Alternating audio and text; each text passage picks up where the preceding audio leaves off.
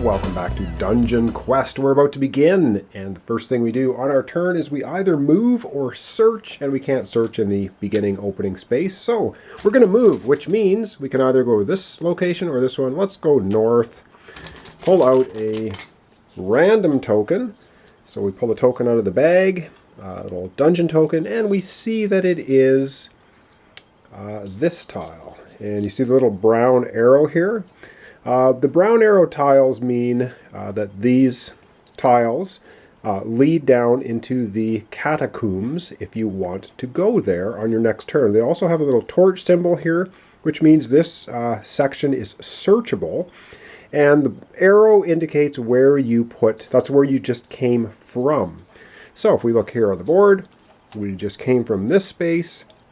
We move in here, and I can show you quickly here the back of the last couple pages of the book. They have the explanation of everything, and of course I can't get this in the camera, but this is we just went into a catacomb entrance space, and it says draw a dungeon card. On your next turn you may enter a catacombs instead of moving normally. So we're going to draw a dungeon card. So off the top of the deck we're going to draw one of the dungeon deck cards, and we have a crypt. So this section of the dungeon is a crypt, and it says you may search the crypt for treasure. If you choose to do so, draw a crypt card. Well, do we want to do that? I guess that is the question. Oh, why not? Let's draw a crypt card. It'll probably kill us, but here we go. These are the crypt cards. And we find that the crypt, after searching it, is completely empty. Nothing here, and that can be a good thing. And yes, I totally forgot, the beginning of the turn is the sun tracker moves. It's going to move one space for the beginning of our first turn. All right, that's the end of our first turn, so we're basically back down here. So let me just readjust the camera and be a little bit closer, and we're going to go on to the next turn. All right, start the second turn. Of course, we move the sun tracker. We only have so much time in the day to get into this dragon's lair, raid it, and get out. So far, we've survived the first tile. This is good. All right, let's zoom in and keep moving. So we have a couple options here. We can search this room, but of course, playing the solo game here, our idea is we're trying to get to the dragon's treasure, loot it, and get out of here before our time runs out. So I'm not going to bother searching this room, although you can. There's a torch icon. So we have the option, we can either move north or we can move west here. Let's go ahead and move to this space. And when we do that, of course, we're going to reach in the bag. We're going to pull out another random tile. And this time we get a purple icon room, and the purple icon rooms, I will have to consult the little chart here. They are portcullis rooms, and it says draw a dungeon card. And I'm not going to go over all the details. Basically means you cannot escape from monsters while you're in this chamber. You must attack instead. So basically we went through the room, the portcullis slammed down behind us, and there we are in a portcullis room. And of course we have to draw a dungeon card. So we're going to draw a dungeon card, and we're going to see what it is. So yes, we draw a dungeon card, and we find out that this portcullis room is empty. This room is empty, nothing happens. And that's can be good. Can be good because when nothing happens, it means we're still alive. Okay, let's go back to the sun tracker. We're going to move that, and we're going to go to the third turn. Still plenty of daylight left, he said, as the tracker ticks down. All right, zoom back to the board. We're going to continue moving. We've got to get to that dragon's hoard. All right, so far so good. We can either go south, we can search, or we can go north. Well, I think we're going to just head north. So Lindel, the adventurous elf, moves one space north. We reach in the bag. We pull out another random tile. And what do we get this time? Oh, great. We get a dead-end room. And this is just basically your basic room. And let me just read what it says. Yeah, dungeon room. So if you get a tile that just has a little white arrow on it, it is your basic dungeon room. This, of course, room is searchable. A little treasure chest showing here. But it is a dead end. And you draw a dungeon card. So we move into this dead end. And we have to draw a dungeon card. So again, what do we find? Find a... Ooh, in this room, we find a dead adventurer, and it's not us. So that's good. Well, not yet.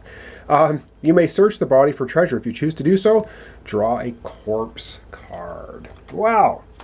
Why not? Let's go ahead, draw a corpse card. We rifle through the dead body, and we see that, ooh, we find some loot. We find a rope. And the rope says you may discard the rope when you encounter a trapdoor or a hole in the roof to automatically succeed at your skill test. So that's pretty good stuff. I'm going to add the rope to our inventory. But we're kind of at a dead end here. So let's continue moving. Yeah, so time can start to run out on you. The sun tracker moves again one more space. We're at a dead end, so we're going to have to turn around, or we can use our teleportation rune and just gate right through a wall. But don't think we need to use that yet. Let's go back down to the board, and we're going to move again. All right, well, that was a time waster. The dead body, well, he did have a rope, so I guess not too bad. So we're going to move into this space again. So we're going to be drawing another dungeon card. Because we're moving back into that room. And what do we have here? We have another dead adventurer. I guess we missed him the first time we went through quickly. You may search the room. If you choose to do so, draw a corpse card. Well, I don't... Yeah, let's go ahead. Let's go ahead. We're going to draw another corpse card. Oh, great. We find in the corpse, as we're rifling through it, a scorpion. Roll a die and subtract 1 from the result to determine how many wounds the scorpion inflicts on you. Oh, great. All right, let's get out the dice tray and see how much damage it does to us. Yeah, we should have left well enough alone. All right, so we're going to roll 1 die. We're going to subtract 1 from it, and that's how much damage we're going to take from the scorpion. Low roll! A 2. So a 2 minus 1 is 1 damage. Okay, we can handle that. We're 15 hit points, so we're going to put 1 damage on our card. So that takes us from 15 hit points down to 14. And of course, we're finished with the scorpion. All right, back to the board. We'll move some more. Yes, before we return, first thing you do, of course, move the sun tracker. So time, yeah, well, it's a pretty long track, but you know what? It can get down to this end zone here pretty darn quick. So let's continue moving. We're going to take our adventure and we're going to move back into this space because we want to hopefully go somewhere. All right, so we're going to move into that space, and of course we're going to have to draw another dungeon deck card. All right, so we draw our dungeon deck card and we get another crypt. The place is full of crypts and dead bodies. You may search a crypt for treasure. If you do so, draw a crypt card. Do we want to push our luck and draw a crypt card, or do we want to not bother? Let's go ahead. Why not? Live the adventure. We draw a crypt card, and we find an unstable potion. It says you may discard this potion. At the start of your turn, roll 2 dice. If you roll snake eyes, it kills you. If you roll 3 or 4, you suffer 6 wounds. 5 to 6, suffer 3. 7, no effect. 8 to 10, heal up to 3. 11 to 12, heal up to 6. Well, this is a desperation potion. We don't need to use it yet. However, we'll hang on to it. We may quaff it later in the game if we need to. All right. Okay, we're going to head north. So, of course, our sun tracker is moving another one. Not good. And we're going to take our adventure Lindel here. We're going to move into this space, which means we're going to draw a random tile out of the bag, and we get just another regular dungeon room. This time we have a door at the top, an opening here. So let's zoom down a little bit, and we're going to place that tile. All right, so we're going to place it, of course, this way because we entered from this space. As you can see, that passage blocks into the wall. We go in here, we have a door, and yes, we draw a dungeon card, and we get another crypt. Wow, this is just the place of dead bodies and crypts. Unbelievable. You may search the crypt, blah, blah, blah. If you do, you draw a crypt card. Do we want to bother? Oh, yeah, let's go ahead. That's what we're here for, although we're here for the dragon treasure. Old bones. We find a threat. We roll 1 die. 1 to 3, nothing happens. 4 to 6, the bones spring to life and attack you. Resolve the combat using skeleton power cards and a token, but you must attack. You cannot escape. All right, so we're in this crypt, and we find old bones. So 1 to 3, nothing happens. 4, 5, or 6, we get attacked by a animated skeleton. All right, we're going to take a die. We're going to roll it. We roll a 1. Nothing happens. See you later, old bones. So nothing happens.